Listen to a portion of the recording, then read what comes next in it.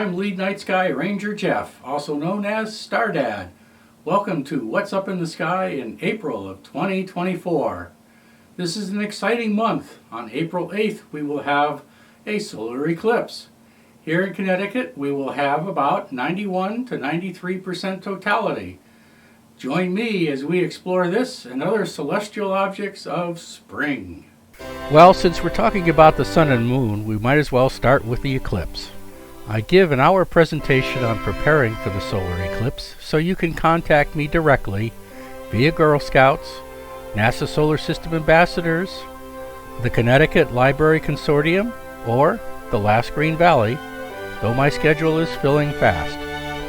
In any case, I want to emphasize not to look directly at the sun ever, and especially with binoculars or a telescope, without proper filters. Use the cardboard safety glasses you can find online or through libraries. For little ones who may be tempted to remove their glasses, there's an easy trick you can use by cutting slits in a paper plate and slipping the cardboard earpieces into the slits. If you are really worried that they might slip the glasses off, just fold and tape the ends of the glasses to the paper plate. The event starts around 14:15 and ends around 16:30. That's 2:15 p.m. and 4:30 p.m. For every 20 miles north of 41.5 degrees latitude, i.e. from New Haven, you'll see an extra degree of totality. I suggest you get in contact with a local library or astronomical society and make the observation with them. Be prepared for rapid cooling as the sun is blocked by the moon. Mercury is probably best observed during totality in the eclipse when it will be high in the sky.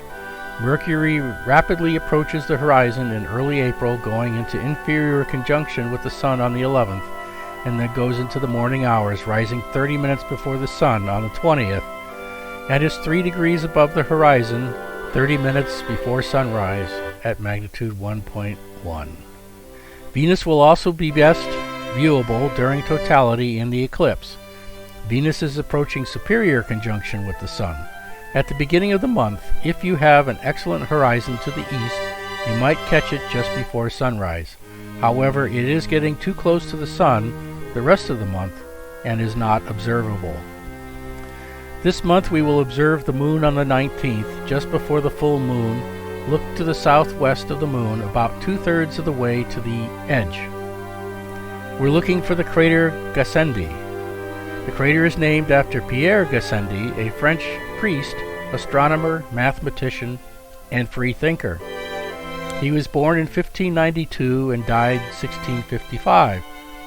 He was a supporter of Copernicus's heliocentric model. The crater is a 70-mile-wide direct impact on the northern edge of Mare Humorum, the Sea of Moisture. Look for large peaks along the crater walls and rills inside the crater, from which lava flowed, partially covering the crater's floor.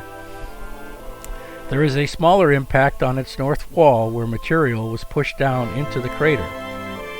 Mars rises about 40 minutes before the sun on the 1st and is near Saturn. The two will have a conjunction on the 10th during daylight hours on our side of the planet. By the end of the month, Mars will be 6 degrees above the horizon an hour before sunrise. It will shine throughout the month around 0.2 magnitude. This month we look at asteroid 532 Herculina, or Herculin, between Bootes and Coma Berenices. At 9th magnitude, even a small telescope should reveal it in the dark skies. Its orbit is inclined 16 degrees to that of the solar system, which puts it well above and below the asteroid belt. It is 156 miles in its larger axis and around 120 miles in its minor axis. Consult the Minor Planet Center for accurate coordinates. It will be the brightest object in that area of the sky. Jupiter is rapidly approaching conjunction with the sun. This month it goes from 20 degrees above the horizon at sunset to 2 degrees by the end of the month. Jupiter should be visible during totality of the eclipse. Jupiter will be in conjunction with Uranus on the 20th, just after sunset, but probably not viewable from our area. Saturn rises before Mercury by about 12 minutes at the beginning of the month to the east. By the end of the month, it will rise above the horizon at 0358, giving nearly a full hour to observe it. The rings are tilting less and less, and we are seeing more of its southern hemisphere. Uranus will be 3 degrees above Jupiter at the beginning of the month in the western sky, at 30 degrees above the horizon on the 1st, and 14 degrees at the end of the month. Look for its pale blue color, but at 3.4 arcseconds in diameter, it will not resolve any detail and is too small in medium-sized telescopes. You'll need a lot of light gathering and magnification. Neptune is near Mars, rising in the morning just before the Sun on the 15th. By the end of the month, it rises at 0430. It shines at magnitude 7.8, requiring binoculars or a small telescope to spot it. Its tiny 2.2 arcsecond size is too small to resolve any details. Look toward Jupiter a little lower and further north to find comet 12P Pons Brook 2024. It might be viewable as well during the totality of the eclipse. Look for it in the first 2 weeks of April. It might have a tail, but don't believe the hype on the news. We might get lucky, but probably not. If we are lucky, we'll see a green, to the eye, tail streaming away from the Sun. Comet C 2021 S3 Pan-STARRS rises around 1 a.m. on the 1st in Vulpecula to the east-northeast, and by the end of the month it will have moved down Cygnus's body towards its tail.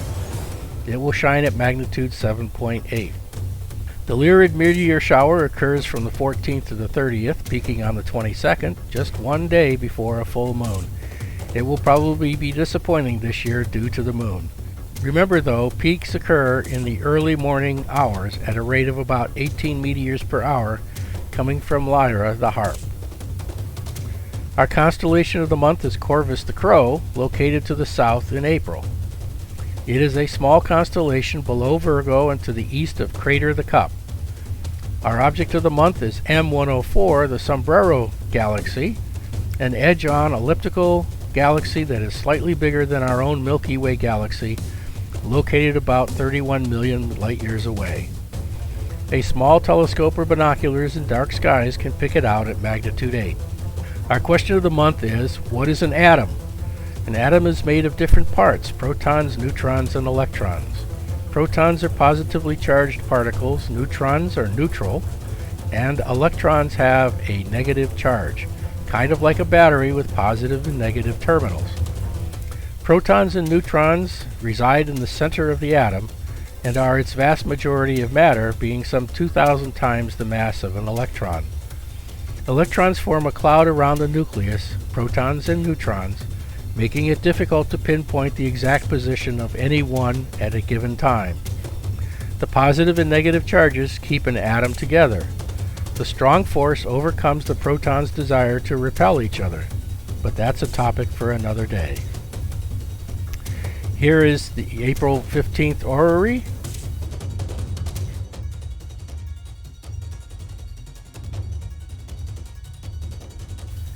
Here is the calendar of events.